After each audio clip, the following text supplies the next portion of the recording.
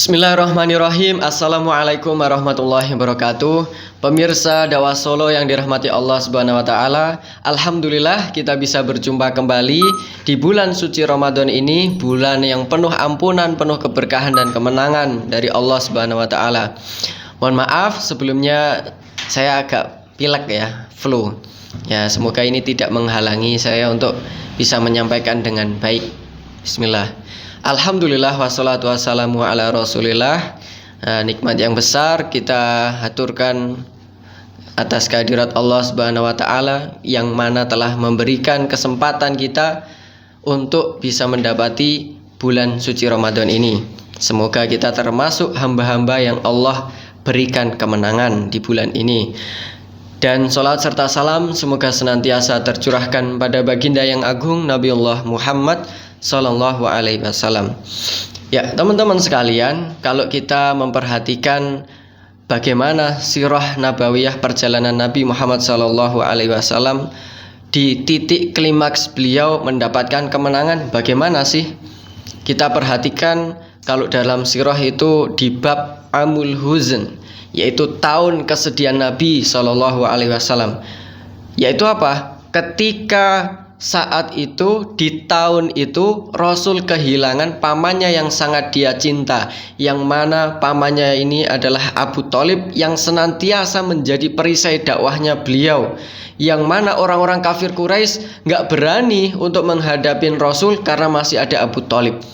Maka di tahun itu Allah panggil Abu Thalib menghadapnya, dan yang juga menyedihkan bagi Nabi karena meninggalnya Abu Thalib ini ternyata dalam keadaan kufur, tidak sempat untuk masuk Islam.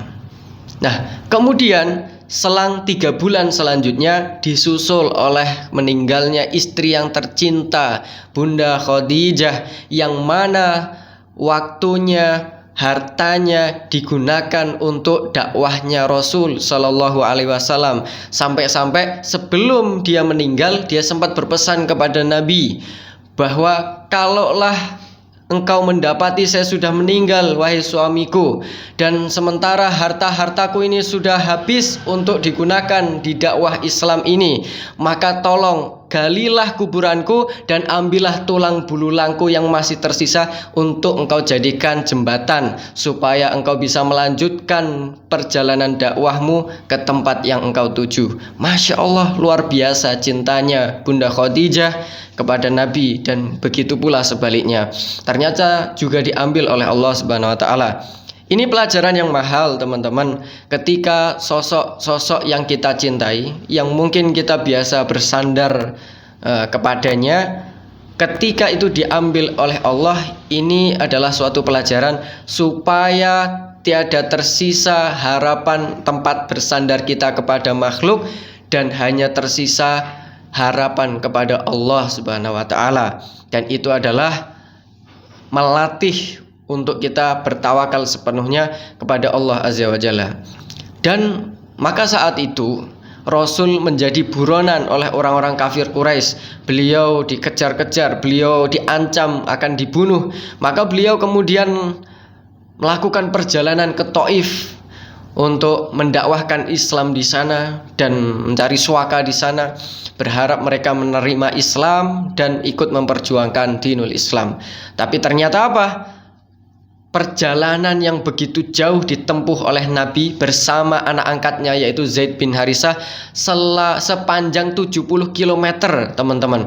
Dan kalau teman-teman perhatikan bagaimana tanah di Arab itu terjal, bebatuan, itu sangat susah sekali. Orang-orang ya sangat melelahkan untuk sampai di Thaif itu. Harapannya kalau kita yang ikut perjalanan gimana? Mungkin istirahat dulu lah, mungkin makan minum dulu lah. Tapi ternyata tidak dengan Rasul. Ketika beliau sampai, sudah siap orang-orang Thaif itu membawa senjata, membawa bebatuan untuk menghantam Nabi, untuk mengusir baginda Nabi. Sampailah beliau itu dilemparin batu sampai beliau itu bersembunyi di balik pohon kurma. Ketemu oleh orang-orang Thaif, dilemparin lagi. Beliau cari tempat sembunyi lagi. Begitu ketemu lagi oleh orang-orang Thaif, dilemparin batu lagi. Beliau lari lagi, ketemu lagi, dilemparin lagi, sampai beliau di tempat yang aman. Dan saat itu Masya Allah, la haula wala quwata illa billah, darahnya sampai keluar, baginda yang mulia. Maka malaikat yang melihat itu pun tak tega kepada beliau. Maka kemudian menawarkan pada Rasul Shallallahu Alaihi Wasallam, wahai Muhammad, kalau engkau mau, ini tak lemparin gunung kepada mereka ini, supaya mereka mendapatkan balasan terhadap apa yang mereka kerjakan kepadamu. Tapi apa jawaban Nabi? Jangan. Aku berharap bahwa kelak suatu saat nanti lahir dari generasi mereka ini orang-orang yang memperjuangkan Islam.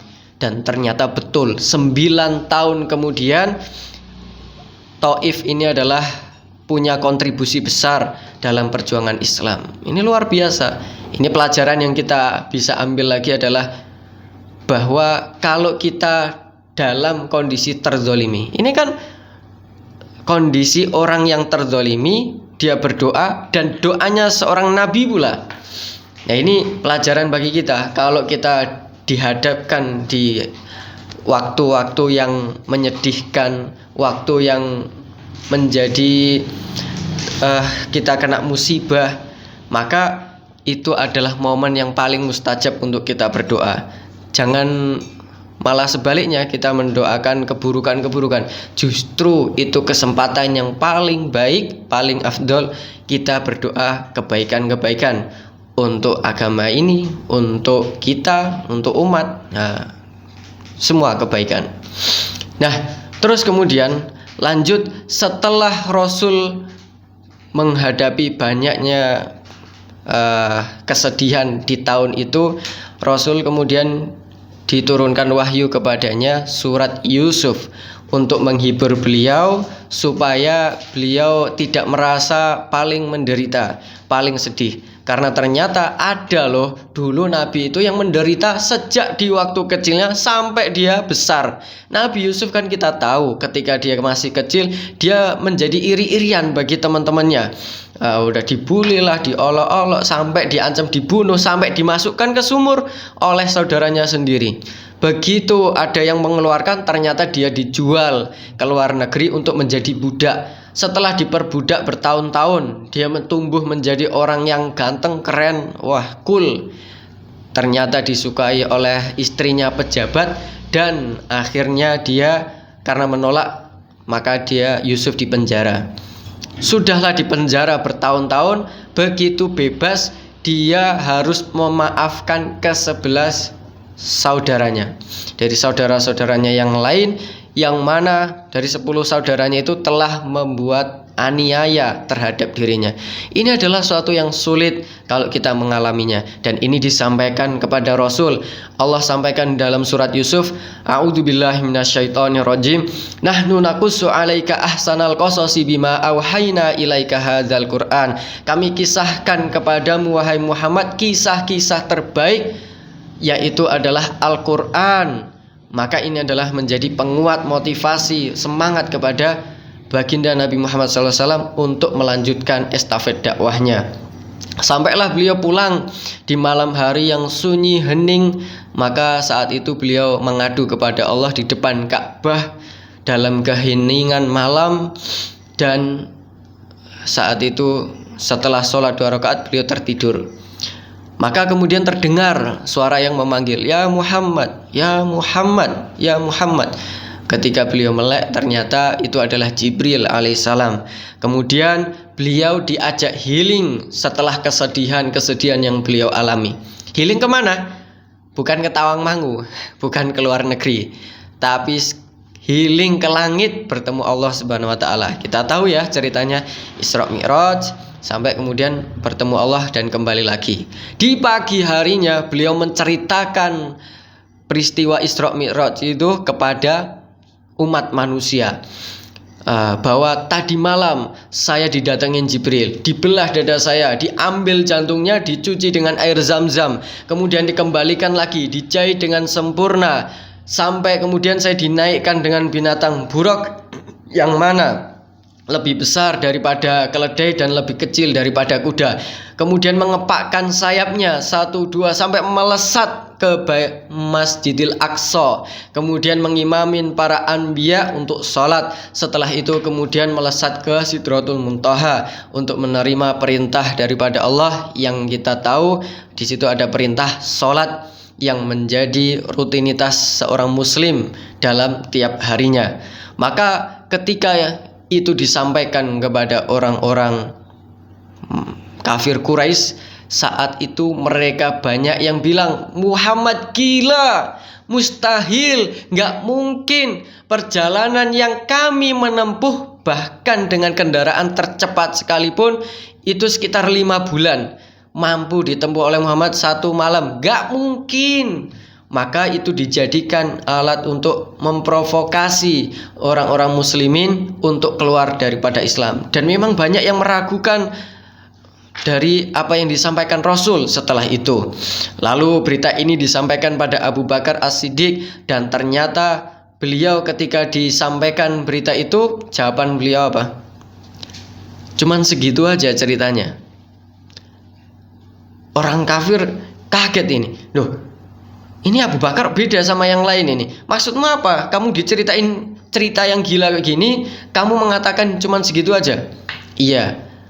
Kalaupun yang diceritakan oleh Muhammad lebih daripada itu, saya tetap percaya. Karena yang menceritakan adalah Rasulullah Shallallahu Alaihi Wasallam, yaitu utusan Allah yang mulia.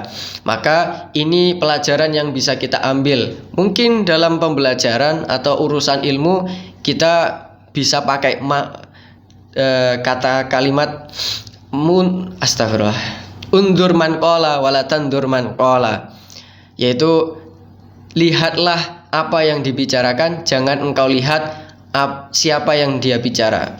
Tapi dalam urusan keimanan, jangan lihat apa yang dibicarakan, tapi lihat siapa yang bicara. Ketika yang bicara itu adalah Allah, adalah Rasulnya, maka wajib kita untuk beriman, wajib kita untuk yakin, walaupun itu di luar nalar kita, karena itu adalah pasti kebenaran. Karena siapa sih yang lebih tahu selain daripada Allah Subhanahu wa Ta'ala? Siapa yang lebih tahu selain daripada Rasulnya yang telah mendapatkan wahyu dari Tuhannya? Maka teman-teman sekalian, itu yang bisa kita ambil dari peristiwa Isra Mi'raj. Dan kemudian setelah itu, ini menjadi sebuah titik balik kemenangan umat Islam yang dulunya mengalami banyaknya penderitaan, penyiksaan, pemboikotan, penolakan.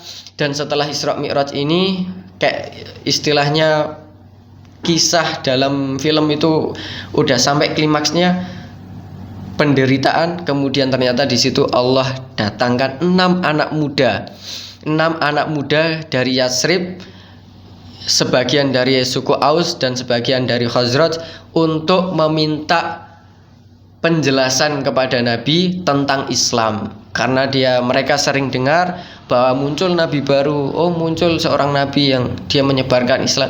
Dia kepo ini, datang ke Mekah. Maka di situ bertemu Nabi, dijelaskan Islam oleh beliau. Mereka tertarik, luar biasanya indahnya Islam, dan mereka pulang. Tahun depan ternyata mereka balik lagi membawa 12 orang. Aslinya 13, yang satu izin, tinggal 12 yang datang. Dan ternyata disitulah terjadi Bai'atul Aqobah yang pertama. Mereka menyatakan baiatnya kepada Nabi, dan sekaligus saat itu dikirimkan utusan untuk berdakwah di Yatsrib, yaitu Mus'ab bin Umair, yang mana mendakwahkan Islam di sana supaya Islam lebih diterima oleh masyarakat di Yatsrib. Nah, tahun berikutnya yang ketiga, ternyata itu adalah momen Bai'atul Aqobah kedua, dan sekitar 75 orang. Jadi kalau penduduk Madinah ini di total saat Mus'ab bin Umair ini dikirim ke sana, itu yang muslim hanya 10% teman-teman dari total penduduk Madinah. Dan kemudian ketika 75 orang datang ke Mekah, Bai'atul Aqobah kedua, ternyata nggak main-main. Mereka siap untuk menjamin Nabi untuk tinggal di Madinah, untuk hijrah ke Madinah. Karena Mereka sadar betul ternyata Rasul itu diusir di tempatnya, dimusuhin oleh kaumnya sendiri. Mereka kasihan, maka kemudian mengajak Nabi untuk hijrah ke Madinah dan siap menjamin dan berbaiat kepada Nabi, membela Nabi lebih daripada membela dirinya sendiri. Maka setelah itu ada momen atau peristiwa hijrah yang kita kenal, yang mana para sahabat itu rela untuk hijrah ke Madinah, meninggalkan bahkan harta-harta kekayaannya, rumah-rumahnya, yang mana nanti dirampas oleh orang-orang kafir Quraisy. Untuk apa? Demi menyelamatkan agamanya, demi kemudian kejayaan Islam. Dan disitulah tegaknya daulah Islam di Madinah. Ada hal yang perlu kita ambil pelajaran yang dalam nih teman-teman. Kalau kita bandingkan orang-orang muhajirin yang dari Mekah ini dibandingkan orang-orang Ansor yang dari Madinah ini, ternyata jumlahnya itu lebih banyak orang muhajirin loh, lebih banyak orang-orang Mekah yang sudah memeluk Islam loh, sekitar 200-an lebih lah. Tapi ternyata Madinah ini orang-orang Ansor, dan walaupun banyak orang-orang yang non muslim, mereka lebih siap, lebih mau untuk dipimpin dengan Islam, dipimpin oleh Nabi Muhammad SAW yang menerapkan sistem Islam dibanding oleh orang-orang kafir Mekah. Ini pertanyaannya, kenapa ini? Kok bisa ini? Padahal secara branding Rasul lebih menang di situ, lebih dikenal di Mekah. Beliau sudah terkenal amanah di Mekah, tapi ternyata Allah berikan kemenangannya di Madinah. Jawabannya adalah karena orang Mekah ini dia sakit, tapi dia nggak sadar kalau dia sakit. Artinya apa?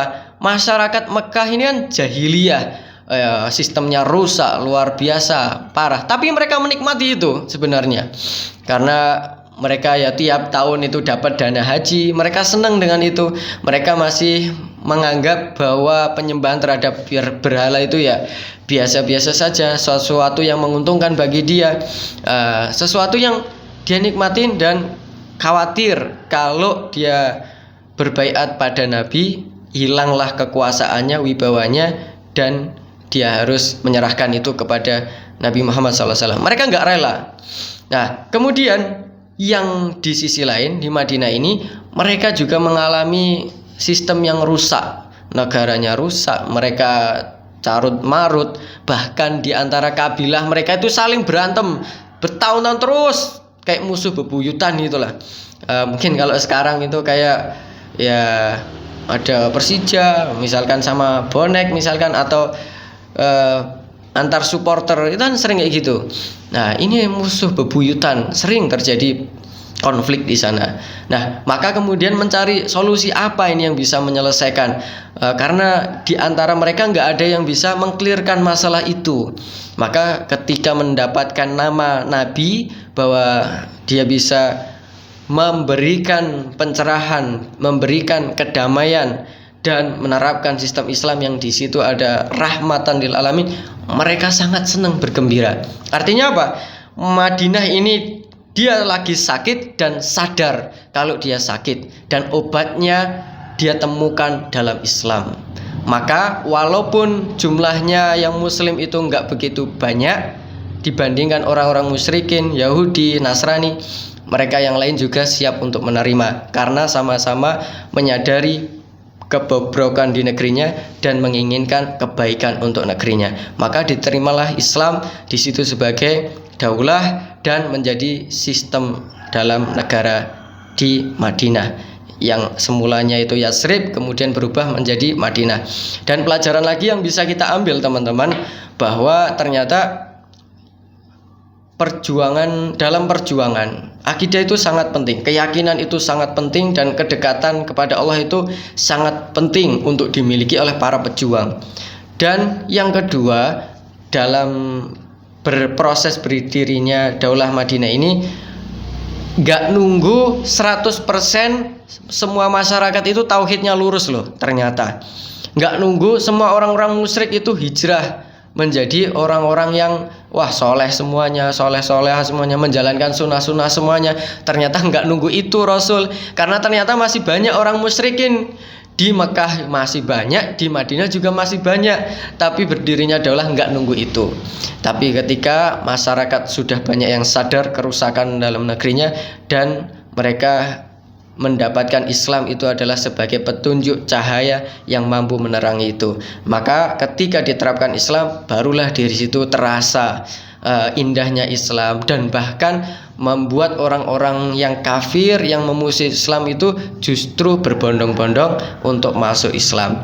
Idza jaa nasrullahi wal fath, ketika datang pertolongan daripada Allah Subhanahu wa taala, dan di situ juga sekaligus kemenangannya, kita melihat manusia itu berbondong-bondong memasuki agamanya Allah, dan itu adalah kemenangan yang nyata, dan itu adalah titik kemenangan dakwah yang harus kita usahakan saat ini, di mana kita melihat banyaknya kerusakan dalam negeri ini. Dan bukan hanya di sini, ternyata saudara di luar kita juga mengalami banyaknya pembantaian.